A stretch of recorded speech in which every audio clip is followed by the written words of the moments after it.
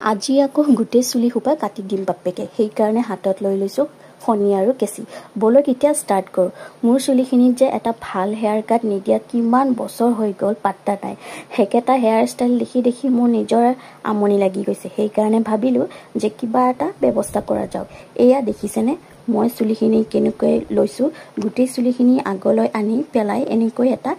rubber band এডাল মাৰি লৈছোঁ আৰু তলফালে এডাল মাৰি লৈছোঁ কাৰণ চুলিখিনি মোৰ দীঘল আছে যিহেতু আৰু এতিয়া দেখিছেনে খেচকে এয়া কাটি চুটি কৰি দিলোঁ আৰু পালাৰ চালাৰ মই ইমান নাযাওঁ আৰু গ'লেও বহুত টকা বেছি খৰচা হয় সেইকাৰণে ভাবিলোঁ ঘৰতে মই কৰিব পাৰোঁ যেতিয়া মানে একচুৱেলি কৰিব পাৰোঁ মানে কি নেটত চাই চাই আছিলোঁ এটা ভাল হেয়াৰ ষ্টাইল বিচাৰি পাই গ'লোঁ ভাবিলোঁ এইটোৱে ট্ৰাই কৰি চাওঁ মোক কেনেকুৱা লাগে এতিয়া যেনেকৈ ফাৰ্ষ্ট টাইম কৰিছিলোঁ তেনেকৈ এইটো ছেকেণ্ড টাইম কৰিলোঁ এতিয়া আকৌ এয়া কৰি আছোঁ থাৰ্ড টাইম মানে আধা চুলি উলিয়াব লাগে কিন্তু ফাৰ্ষ্ট টাইম গোটেইখিনি চুলি ল'ব লাগে পিছত আধা চুলি আগুৱাই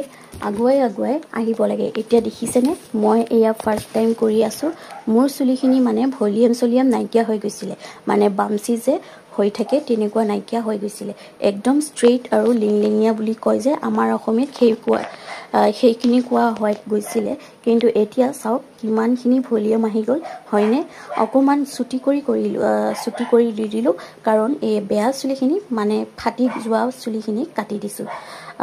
বাৰু মই মোৰ ইটো ফাইনেল লুক কেনেকুৱা লাগিছে জনাবচোন আপোনালোকে ঘৰত এবাৰ ট্ৰাই কৰি চাব এই কাটটোৰ নামটো বোলে বাটাৰফ্লাই হেয়াৰ কাট চ' যিমানখিনি পাৰিছোঁ কৰিছোঁ আপোনালোকে এবাৰ ট্ৰাই কৰিব আৰু মোক জনাব কেনেকুৱা হৈছে বাৰু আজিলৈ আহিছোঁ নেক্সট এটা